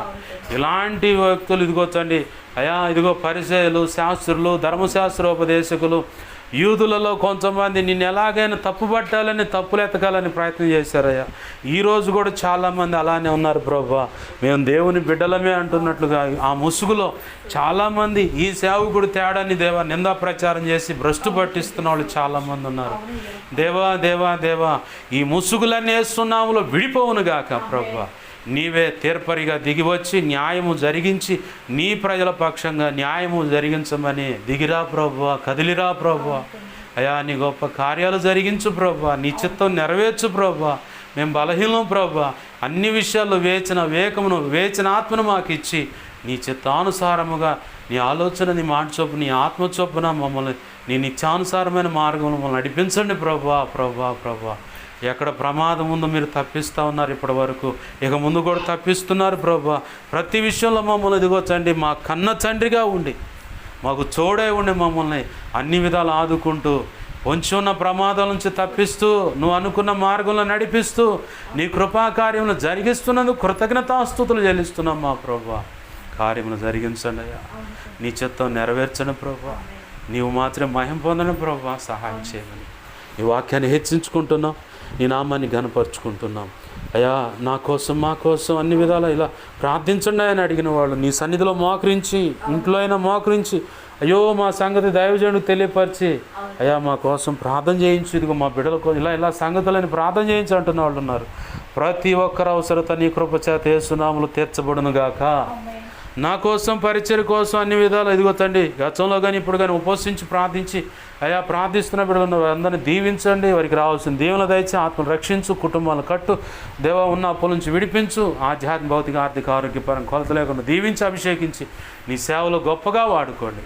నీ వాక్యాన్ని హెచ్చిస్తున్నాం మా ప్రభువా, నిన్ను గణపరుచుకుంటున్నాం అయ్యా. 2 తిమోతి 1:12 ప్రకారం నీ కృపాహస్తాలకు అప్పచెప్పుకున్నాం అయ్యా. నన్ను మమ్మల్ని నీకు అప్పచెప్పు, నీ ప్రార్థనలోకి ఇస్తున్న వాళ్ళందరూ నీకు అప్పచెప్పు అయ్యా. ఇదిగో నాకు మాకు మా మీద ఇంకెవరికైనా కళలో నిద్రలో దర్శనం స్వప్నాలు చూపించబడ్డ సమస్తం నీకు అప్పచెబుతున్నాం అయ్యా. నీవే చూసుకోయా. నాకు మాకు మా మీద ఇంకెవరికైనా కళలో నిద్రలో దర్శనం స్వప్నాలు చూపించబడ్డ సమస్త చీకటి శోధనుడు ప్రభావం నీ మహాపునరుద్ధాన శక్తి ద్వారా యేసు నామములో నీవు నాకు ఇచ్చిన అధికారం బంధిస్తున్నాను, లయపరుస్తున్నాను.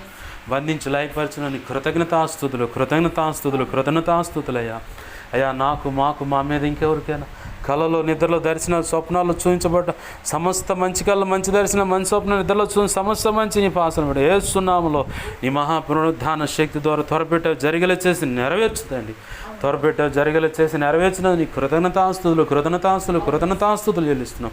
ఈ ప్రాంతాన్ని, సమాజాన్ని, ప్రజలను, ఏ ఇళ్లలో అడుగుపెట్టి ప్రార్థించే వారిని అయ్యా, ఇక్కడున్న సంఘాన్ని, సంఘ బిడ్డలను సమస్తాన్ని చేతులకు అప్పగించున్నాం అయ్యా. వారిని దీవించండి, రక్షించండి, సంఘంలో చేర్చండి ప్రభువా అయ్యా. ఇది వారి రెక్కల కష్టాజీతాన్ని ఆశీర్వదించు, పనుల్లో తోడే ఉండు, బిడ్డల చదువుల్లో తోడే ఉండు, ఉద్యోగాల్లో తోడే ఉండు అయ్యా. ఉన్న రుణాల నుంచి విడిపించు, సమస్యల నుంచి విడిపించు, కుటుంబాలను, బ్రతుకులను, జీవితాలను, హృదయాలను యేసు నామములో మీరు కట్టుదురుగాక కార్యము జరిగించమని గొప్ప ఉద్యోగానికి దిగొత్తండి ప్రాంతాన్ని కోరుకున్నాం.